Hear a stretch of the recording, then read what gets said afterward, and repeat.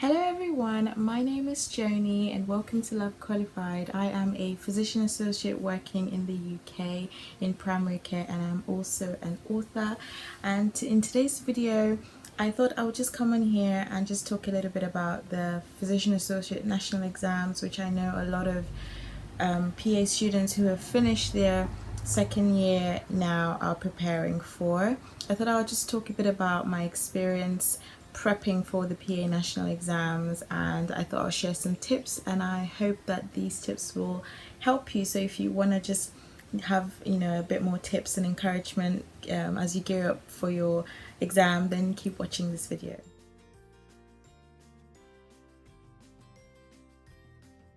So I can't believe it's been almost a year now since I sat the PA national exams. This was September 2020. Same time last year I was preparing to sit the written exam, which at that time was an actual written exam that we had to write it. Apparently this year they've changed it. Someone correct me if I'm wrong.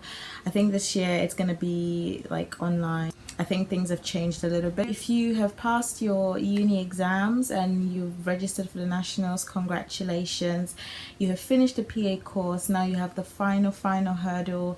I'm super proud of you. And it can be really scary, the concept of having this final hurdle and jumping not just one but two, jumping through two hoops to actually get before you get qualified as a PA. The concept of that can be really scary, but hopefully by sharing a bit of my experience and some tips in this video, that would encourage you to keep going.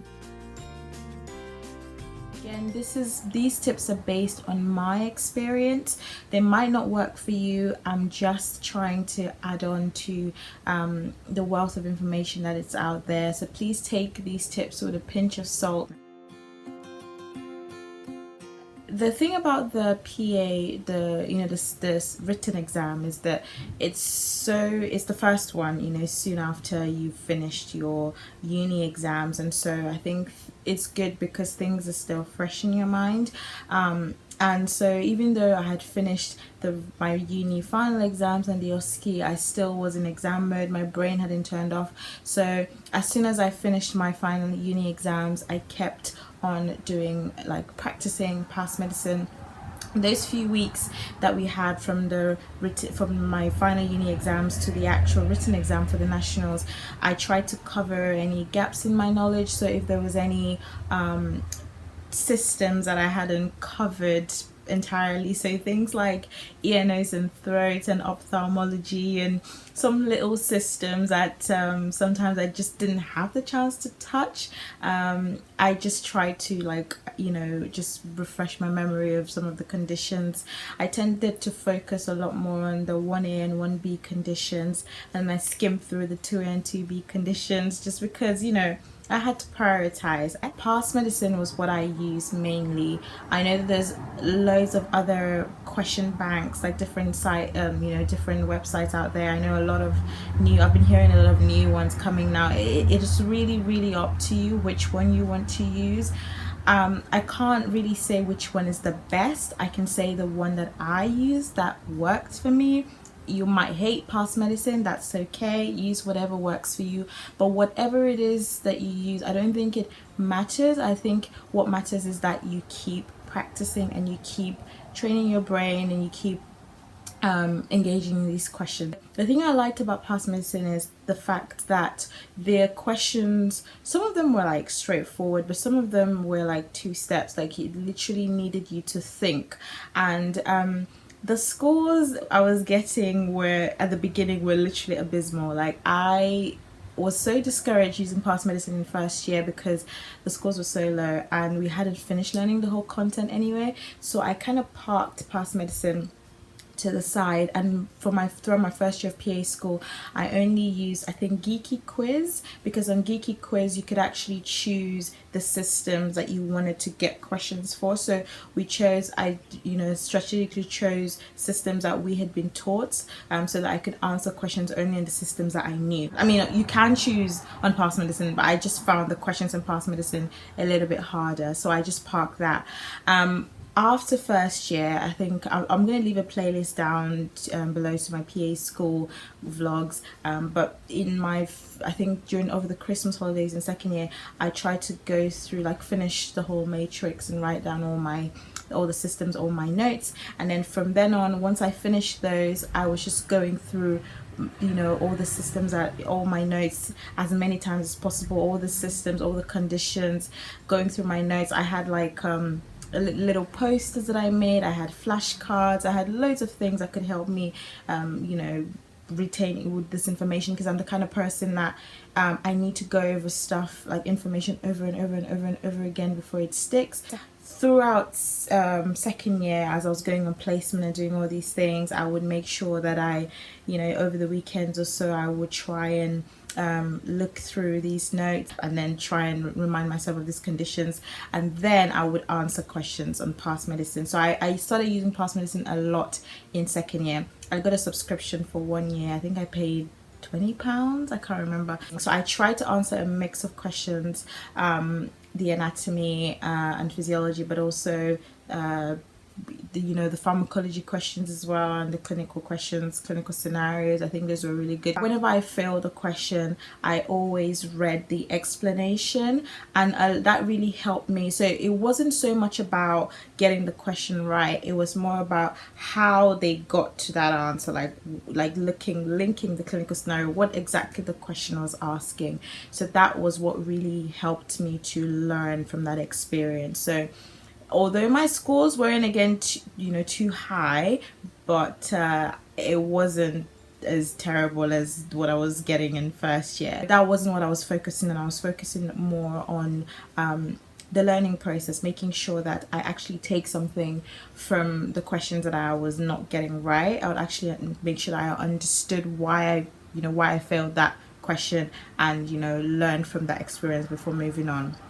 So that was what I used, and then I also did a lot of active recall as well. So I had a whiteboard and a pen, and then every time if I just thought of a condition, so for example hypertension, I would take that whiteboard and the pen and I would just write, okay, hypertension, I would define what's primary hypertension, what's secondary hypertension, what's stage 1, what's stage 2, what's stage 3, and then I'll talk about the investigations, and I'll write all the investigations, and I'll talk about the management, what's the first line medication. I'll write it all from my memory, and then I'll go back to my notes and make sure that that's right. So I did a lot of active recall. I feel like that helped me a lot, especially when I was studying for my pharmacology exam. That really helped me to remember the drugs and all of that. So yeah, I would say that just familiarize yourself with questions with different formats. So like I mentioned before, anatomy and physiology, you know, clinical scenarios, management questions, investigation questions, you know, the questions I would ask you, you know, not just about the diagnosis, because whilst you get a lot of questions that ask you what's the, you know, what's the diagnosis, but you also need to know about management as well, especially for 1A and 1B conditions, and also investigations as well. Now for the actual exam itself, like on the day, I know this is easier said than done, but try not to panic, because try just to remember, you know, the fact that you have come so far because, you know, you have worked really hard. God has brought you that far, and you can do it. You know, it's not an impossible task. It's a scary task, but it's not impossible, because people have done it before and they have been able to jump through that hoop. So it's not impossible. So if people could do it, you can do it too. So try not to panic, because panicking a lot can really mess up the way you think. Just pray about it, and pray for God's peace as you go into the exam. Read the question. Oh my God, read the question. I cannot stress enough. People can panic a lot and try to fast read. Yes, obviously you're mindful of your time and you want to make sure that you answer all the questions, but please make sure that you understand what the question is asking. The thing about examinations is that sometimes people fail not because they don't know, but just because the way they approach the exam, they didn't use the right technique. So you might miss a word, and that could, you know, prevent you from getting the answer right, because there are questions where all the answers are correct, but they want you to pick the best answer. That's why it's called single best answer. They're called SBAs. It's not multiple choice questions where you have one correct answer. Obviously some of them are like, some of the questions are straightforward, like once you read the first line you're like, yeah, I know what the answer is, without even actually looking at the other answers. But please read the question and actually understand what it's asking you. If it's saying what's the next best step in the management, what's the first line investigation, what are you going to do next, please look at the other answers. I know that some people don't like looking at the other answers, just want to go straight to the answer, but please look at the other answers. Well, the way I answered my questions in the SBA is I actually eliminated. So I looked at all the answers. I had a pencil, like they give you a pencil. I would go through the answers. I know what the answer is, but I'll go through the answers and I'll say, no, it's not this one. No, it's not this one. No, it's not this one. No, and then I'll tick the one that's my answer, and then I'll shade it in the box. Look at the other answers. Don't like waste too much time on them, but just glance at them and it will give you the confidence. At least you know that it's what you're picking is the right answer. And if you're not sure about a particular question and you're in two minds, you know, answer it and move on, especially because you guys are going to be doing on the, you know, online now. Just answer the question. I think you might be able to flag it up since it's online now. Just flag the question and move on. You can always come back to it. Don't spend too much time because time's ticking, like the time is going. You've got a lot of questions to go through, so just make sure that you answer that question. Pick whatever you feel is the answer at that time. You can always come back to it and then have another think. It's better that you pick an answer. You're not going to get zero, like negative marks or whatever. You know, if you fail a question, you get zero. You're not going to be negatively marked. So make sure you answer the questions as you go along. You can always change your answers later on. And then when you've finished, just leave it alone. Just forget about it. I know, again, this is easier said than done, but you've finished the written. It's done and dusted. Now you have to think about the OSCEs. Forget about the written exam. I know a lot of the time we can't help ourselves. We go home, we open our notes, we try to find the answers. What's the management for this? Did I get that drug right? What's the name of that investigation? Blah blah blah. All those different things. You can do that if you want. I mean, no one's gonna stop you. But if it's gonna cause you, make you sad and gonna make you discouraged when you know that you have another exam to prepare for, then just leave it till after your OSCE. Then you can go back and check those burning questions. I mean, it's easier said than done because I checked those questions, but after I checked a few, discussed a few with my friends, then I realized I had like some of the questions I got right, some of the questions I didn't get right, and I was like, okay, fine, I'm gonna stop, because if I keep going like this, I might start to feel discouraged. So if you feel like that's gonna discourage you, then try to refrain from actually discussing the answers after the exam, and then prepare for your OSCE. Now for the OSCE, obviously it's a little bit different style and different format. I think for the OSCE, you guys will probably find out a bit later after your written exam, when your dates for the OSCE is gonna be. So we had ours in Liverpool, and there's a whole vlog. I vlogged my time in Liverpool and when I traveled for the exam and all of that. So make sure that you book accommodation, you know, on the night. So I went the day before and I slept in a hotel, and then I traveled to the center in the morning. I took a taxi to the center. It was a brilliant idea. Like, I would not, I mean, personally, I wouldn't recommend traveling on the day, but it depends on how far away you are. I mean, I was traveling from London. Liverpool is you know, it's a few hours away from London, so I wasn't gonna do that. Like, and my exam was very early. I think I was in the first batch in the morning. I think we had to arrive for 8 o'clock. I can't remember. It's all in the vlog, you can watch it. So I definitely was not gonna stress myself. Try not to pack heavy, just pack light, because a lot of the hotels, they want you out by 11 a.m. and if you're carrying your stuff, so you're gonna have to carry your stuff to the center. So just make sure that you don't have like so much stuff, because when you get there, you're gonna have to deal with, you know, keeping that somewhere safe. Now, some tips that or some ways I use to prepare for the actual OSCE exam. Number one is to actually know the examination. So you can't practice what you don't know, okay? As much as practicing is important, you need to actually know the examinations. If there's some examinations that you're not sure about, some ones that you've not gone through, that you don't know the basics of, for example, how to properly do an eye exam or an ENT exam, or cardio exam, GI, whatever. If you don't know the actual steps of how to do it properly, if you're not confident, go over your notes. My second tip for preparing for the OSCE is to practice. Okay, now I watched a lot of videos on Geeky Medics as well, because Geeky Medics is really good. They actually do the Geeky Medics YouTube channel. They have a lot of videos for the different examinations. It's really good, especially with suturing and loads of other things like that, cannulations, all of that, like these procedural skills that you need to know. A lot of you might have done that on placement, like taking bloods and all of that. You can just watch the videos. Obviously, you know, when you're in placement, you probably have done a lot of the practices, but sometimes you might just want to refresh your memory. So Geeky Medics is really good, but practice as much as possible. Now, you know that the OSCE is going to be divided into different formats for different stations. So you can either have the history taking stations, where you take a history, and then at the 7-minute buzzer they would either ask you for your diagnosis, they'll ask you for your differentials, they'll ask you for investigations, they'll ask you for your management, or the patient's going to ask you, the actor is going to ask you a question. So that's the first style. And the second style is an examination, and at the 7-minute buzzer they might ask you to present your findings, or they might ask you for your diagnosis, your top differentials, or what you're going to do next.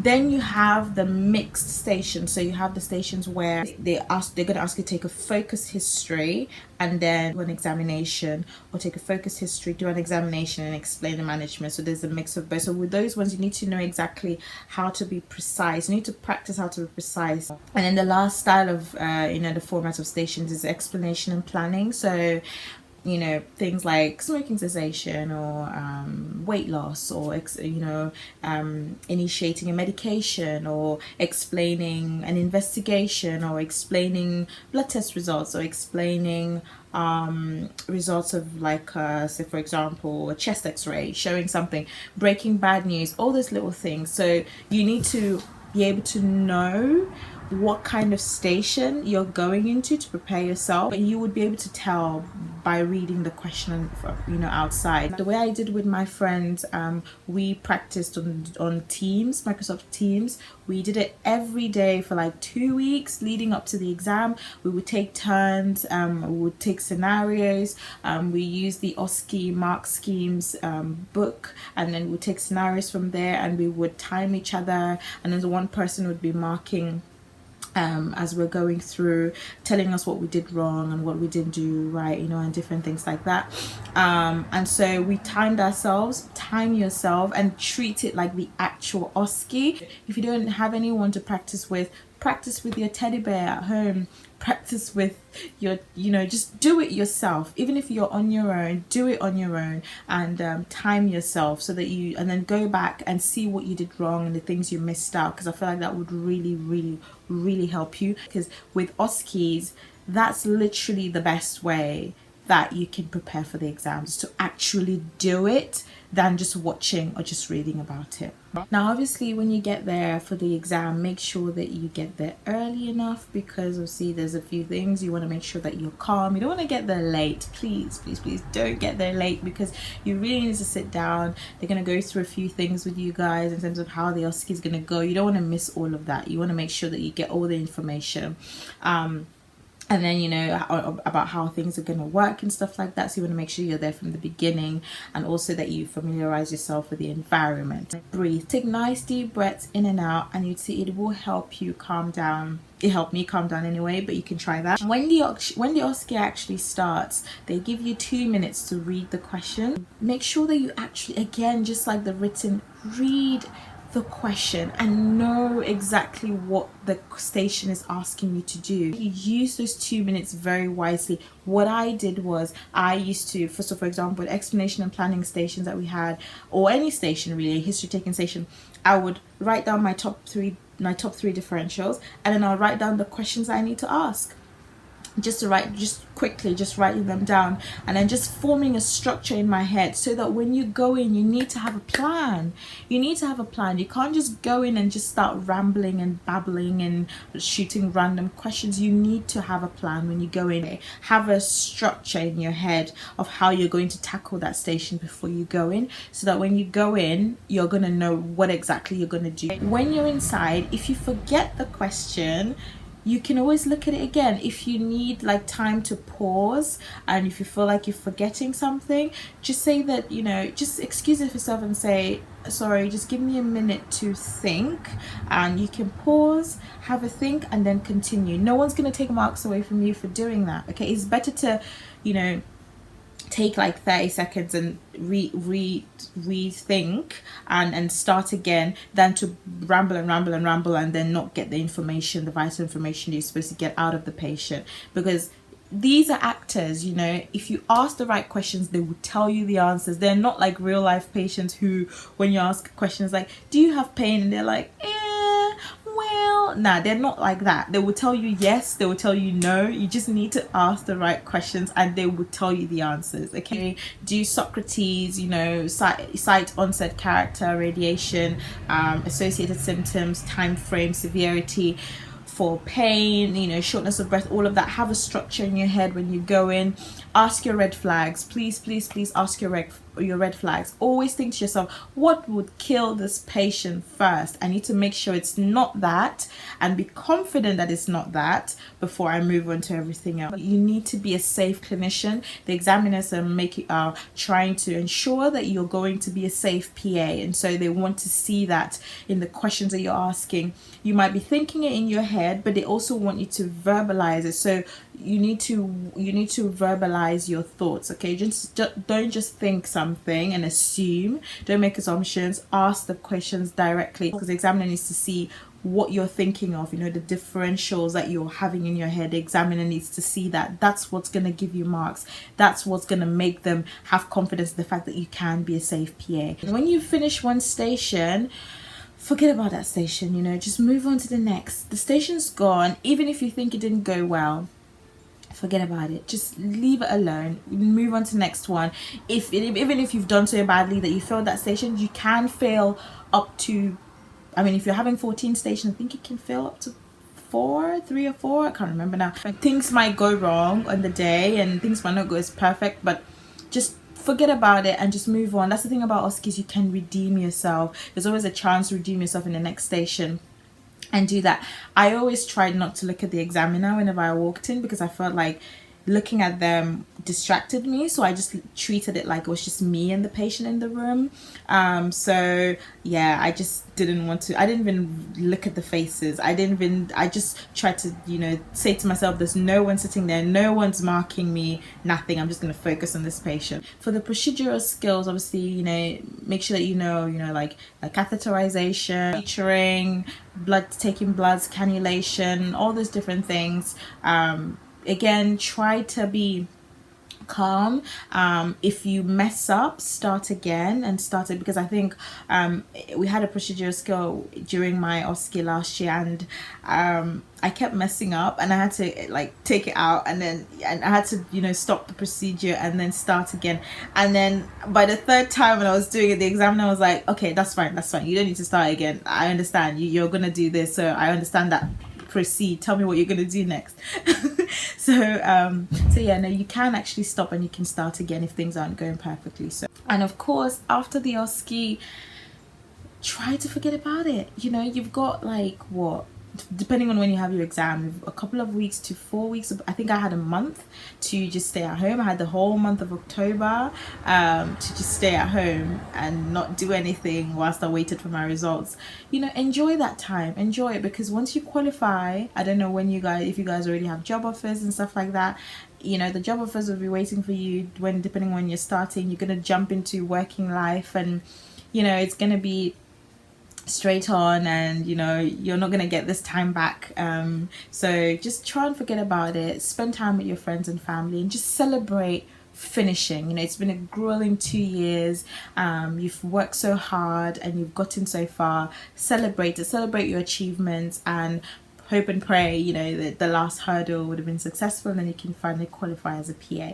So those are my tips and that I wanted to share with you guys today. I hope that you found them helpful. If you have any questions really about the PA national exams, the written or the OSCEs, just leave them down below. You can always email me or you can send me a message, DM on Instagram. I'm more than happy to respond to your questions. So yeah, thank you guys so much for watching. The next video I'll be talking about my experience applying for jobs and how I got my job as a PA in primary care, and just my experience, some tips and advice. So I'm looking forward to that. Hopefully I'll be able to record that sometime in the near future and post that. But I hope you guys found this useful. Like I said, let me know if you have any questions. All the links to the playlist are down below. And yeah, thank you guys so much. Have a lovely day and God bless you. Mwah. Bye.